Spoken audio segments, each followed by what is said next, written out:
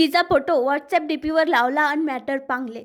तिच्या नवऱ्याला माहीत झालं. मग खामगाव तालुक्यातील घटना खामगाव तालुक्यातील चिंचपूर येथील आहे. चिंचपूर येथील दिगंबर रघुनाथ हावरे यांचे गावातील एका महिलेसोबत मैत्रीपूर्ण संबंध होते.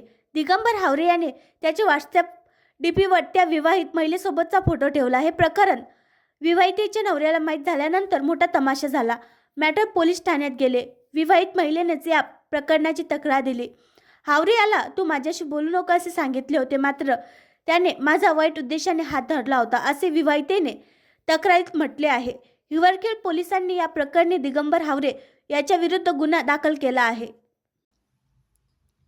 आणखी नवीन व्हिडिओ पाहण्यासाठी आमच्या देशमुख एक्सप्रेस न्यूज चॅनलला सबस्क्राईब करा, लाईक करा आणि शेअर करा.